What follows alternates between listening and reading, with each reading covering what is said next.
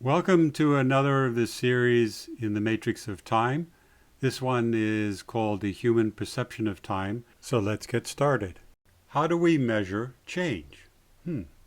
Let's look at a little diagram of our solar system. We have the sun in the center, we have the earth spinning around the sun, and we have the earth spinning around its axis, and we have the moon and the stars. So when the earth spins around its axis, we call that a day, and a day is the rotation of our planet around its axis relative to the sun. All right, so we've defined a day. But what about the Earth's rotation around the sun? Well, we all know that we define that as a year. So again, this is change in the Earth's location is being used to define our time. And so when we look at this, our day can be considered clock time, and the year can be considered calendar time. And the clock is just a more useful way to break down the change in the rotation of the Earth as it goes around its axis into more useful units of hours, minutes, and seconds. But we shouldn't get the two confused. What we are doing with our watches, our smartphones, and the clocks on the wall is we are measuring change and we're calling it time. Think of it this way. We use the units of Celsius and Fahrenheit to measure temperature, to measure heat. But you would never get confused and say that Fahrenheit is heat. It's a measurement of the amount of heat that's in a system. And the same here, that time is a measurement of the amount of change in a system that it's linked to. So hopefully you get a better understanding of the separation. So the real fundamental process that is beyond clock time and calendar time is change. Now that we've looked at time as a measurement of change, let's revisit the two experiences of time. We have the external time, which we looked at rather closely, and our clock time is really pretty uniform for our frame of reference, as long as the clock is in the same frame of reference as we are. And, our time is based on rotation of the Earth around its axis, the Earth around the solar system, and we find that that's pretty uniform. We're not finding that our planet is accelerating or deaccelerating as it rotates around the sun and is incompatible with how we've set up our clocks. And the clock ticks the same amount of time when we are bored or when we are excited. And the aging of our biology is linked to this passage of time. But what about internal time? Well, that seems to progress at a non-constant rate, or as in science we say non-linear rate. And when we're bored, we experience time as if it's slowing down. When we're totally engrossed in an activity, we experience time as if it's flying by. Some days we can have both of these experiences during a single day. And during a really busy day, we can have multiple of these experiences in a single day. When we look at our body, there are times when we feel younger than our body would suggest, and there are times when we feel older than our body would suggest. So it's very clear that we experience time internally in a different way than the passage of time externally. So time perception of humans, where is the future? This is the easier one. The future is all in our heads. I think we can agree on that pretty readily. It's what we extrapolate from the present and imagine how things might turn out in the future. So there's no place where the future is other than in our imaginations. And as the diagram shows, it's all in our heads. So what about the past? The past, we say, is not like the future. We live the past, so it's not in our heads, right?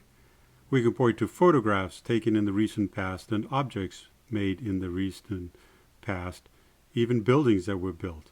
And we can enthusiastically speak about recent activities in the past. But those objects that represent the past, these photographs and these buildings, they actually are now in the present, not in the past. So as we share what happened in the past, others imagine these events based on our words. That moment of the past activity only lives on in the person who shares the events and the others who share in it with their own imaginations. So the past is also in our heads. So what about the now? I mean, if the future is in our imagination, which is in our heads, and the past is in the form of memories in our head, then the now has to be the only real moment in time. And that's a little bit unnerving because the now can seem a little bit elusive. And the way that I think of it is I think of snapshots of now. So each moment of now is a snapshot of all the changes that has happened in the universe at that particular moment. And the next moment of now is another snapshot of all the changes that have happened in the universe. And so we go through, and these snapshots build together, and just like a movie, they create a continuous experience of the passage of time. So we should try to understand how humans interface to this now a little bit better. So to understand better how humans relate to the now, let's look at a study done by two neurologists, Benjamin Libet and Bertram Feinstein. And what they did is they wanted to find out how long it takes for different parts of our biology to respond to a touch stimulus.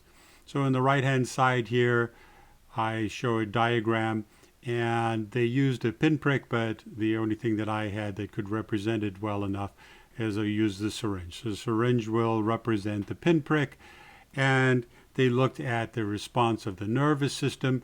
Then they asked the user to press a button as soon as they felt the prick, and they also asked them to vocally say when they felt the prick. Probably they'd say, ouch, I don't know, it wasn't specified. And so if we look at this table on the left-hand side, we see that here are the three measurements that were done, the nervous system pressing the button and vocalizing. And here is the time after the now being the exact time when they pricked a person's finger. So a tenth of a millisecond after the now, they could measure a nervous system response in the person. And then a tenth of a second, so 1,000 times slower, the person pressed the button. And then in half a second, they vocalized that they felt a pinprick. And this is 5,000 times slower. So this is very interesting. So let's look at this and how this relates to the now. So the implications of this study. When I first read about this decades ago, it really unnerved me because I realized that consciously I'm always living in the past. Now, even the response of my nervous system is just slightly in the past.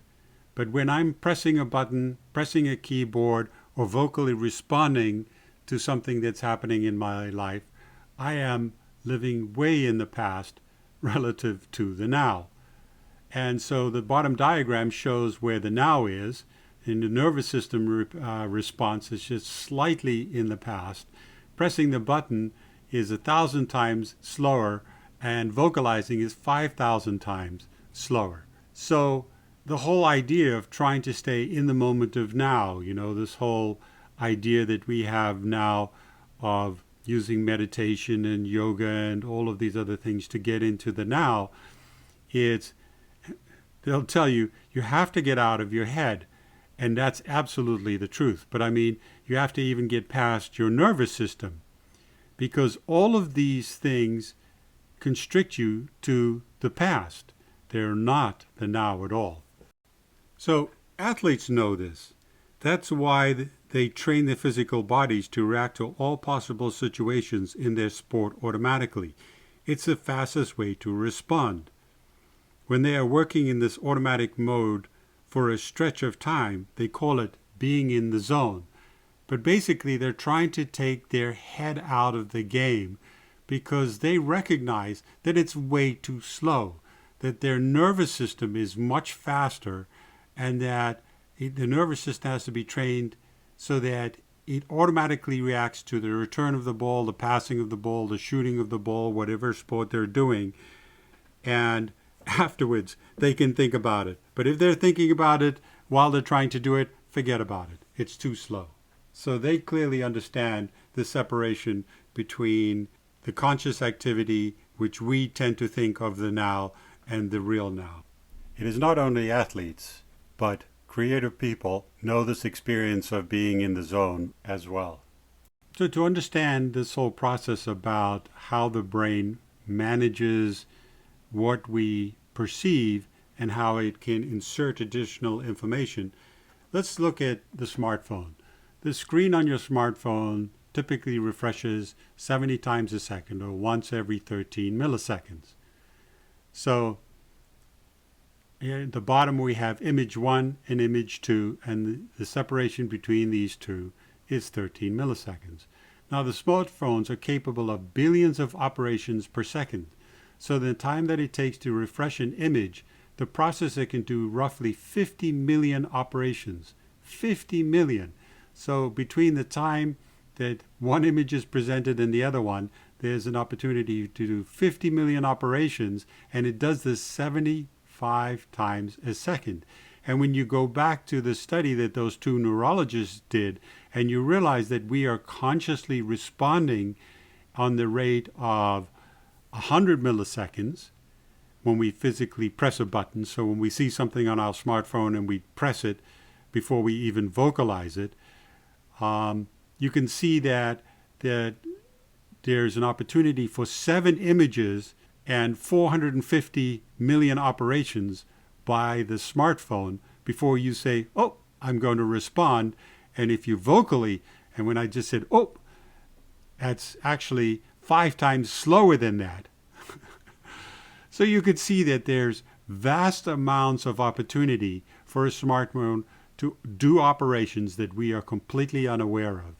And the brain works in a similar way to color the information that we perceive as being consciously accurate.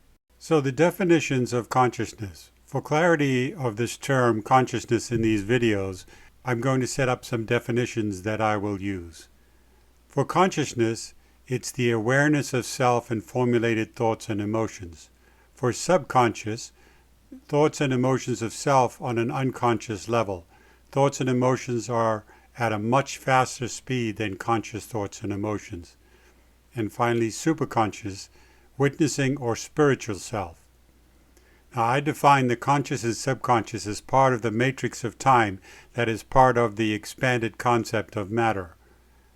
Superconscious is beyond the matrix of space and time that is outside of this definition of matter. So let's look at subconscious and conscious reactions. I'm going to use a now moment when a lion appears and is intent on making you his next meal. So we go through the process where the eyeball has seen a lion. And we think that what normally happens is that this sensory data goes directly from our eyes to the vision cortex of the brain. But this is not how it works. All sensory data first goes through other parts of the brain before being processed, in this case, as an image of a lion about to make us a meal. So you can see this in the graphics. Now let's look at the graph below. So we're going to look at a breakout of all the subconscious moments before the cognized moments. So let's start with the last cognized moment that the brain processed, and we assume that there was no lion that the eyes saw. And then the lion appeared a few tiny fractions of a second afterward, shown by the orange arrow from the lion down to the subconscious operations. And these subconscious operations are shown by those string of eyes above the green arrow. And by eyes, I don't mean eyeballs, I mean capitalized eyes on the top of this graphic of the arrow. And so now all these eyes that we see above this line are all the subconscious processes that are going on. And these operations, as it says right here, are run by your subconscious. So this image contains a threat to your survival, and that's recognized by your brain. And it immediately spikes up the adrenaline in your body. It ramps up your heart rate, and makes other bodily and nervous accommodations for you to move really fast. And then you get the instruction, don't move. And then finally it sends an image to the vision cortex to consciously show an image of the lion. That red dot finally shows the brain cognizing that moment, the image of the lion presented by the brain. So you can see that all these eyes represent operations that are done by your subconscious that help you survive, because if you had to first process the image, by the time you process the data, you would already be in trouble. So luckily for us, the subconscious takes care of our survival and gets us to move out of the way before we're able to see the lion. The elusive now. So we've come to understand that the now we think we are experiencing is really the past. It might only be half a second, but that is enough time for our brain to modify the way we see, hear, and feel our sensory information that we believe to be the now. And what could be said more esoterically is that the now is the future we just imagined in the most recent past. So we know that frequency is a property of time, but what about energy and mass? Energy is equal to Planck's constant times frequency. Shown in the brackets there, E is energy, H is Planck's constant, and F is frequency. Now in music, when you change the note, you change the frequency and you change the energy of the note. Normally you do not think of musical notes as different energies, but they are. So energy is based in time, or more accurately, 1 over time. But what about mass? Mass equals energy times the speed of light squared. The brackets, the equation would be E equals m times c, where c represents the speed of light, and that is squared. That's an equation that almost everybody is familiar with. Now if we replace energy with h, Planck's constant, times f, frequency, and solve for mass, then mass is equal to h times f divided by c squared, or Planck's constant times frequency divided by speed of light squared. So what we see is that h, Planck's constant, obviously is a constant, and the speed of light is constant. So the only thing that is a variable in there is frequency. So what this equation suggests is that all mass or matter is based on frequency, which is 1 divided by time. So matter is also based in time. Resonance, a powerful effect, is based on frequency, and so therefore are energy and mass. So all of these are fundamental time properties. Discrete or quantized time. We typically think of the now as a series of continuous events between the past and the future. But in this series, The Matrix of Time, 2 universes are proposed, one based on 3-dimensional space and the variable of time, and a second universe based on 3-dimensional time and the variable of space. The oscillation between these 2 universes makes time discrete and appear discontinuous or quantized from the perspective of our familiar universe, which is 3D space and the variable of time. So, in reality, time appears discrete, and we see that the now is a discrete series of events, just like a movie. How to visualize a series of quantized nows? As I mentioned in the previous slide, think of it like a movie, where a number of images have been captured of a hiker walking towards the mountains. And in this case, we're going to label the first image as the now moment 1, the second one now moment 2, and the third one now moment 3. But we don't experience it this way. How we experience it is if we run these 3 images together, as in this example, we see that the hiker looks like he's moving to the right. In this example, the motion has been slowed down so that it can be easily visualized. But you can imagine that if there was hundreds of these images, they could be run at a much faster speed and it would look like continuous motion. So in the movie, the film is capturing a now moment as a series of frozen events, but we experience them as a continuous event. So this last slide wraps up the topic of the human perception of time. Takeaway messages. We use clock time to measure the amount of change in our universe. Clock time is like Fahrenheit or Celsius. It's a unit of measurement. Time is change, the fundamental process we use clock time to measure. Clock time is like Celsius, a unit of measurement to measure the underlying process of heat. our perception of the future, past, and now were evaluated. The timing and implications of human perception was discussed. We learned we are living in the past, but we believe it to be the now. The timing of human perception in the brain and how all sensory data is pre-processed before we cognize it was shown. Time is the basis of frequency. Frequency defines the amount of energy and mass. So time is the underlying property of frequency, energy, and mass. Time is discrete, and it is proposed from the other Matrix of Time series that time is a quanta of change. So if you're interested, go into those series and you'll get a more detailed explanation of how time becomes discrete. In the next video, we explore how the defined and undefined properties in quantum theory are a very good model for the defined, the physical, and the undefined, our consciousness, for us humans. If you want to hear more of these Matrix of Time videos, please subscribe below to be notified of new presentations. You can also go to my website, www.multidimensionaltime.com, and there you'll see that there's a book available. There's also some technical white papers, and all the links to my videos that are available on my YouTube channel can be found on my website. Okay, thank you very much.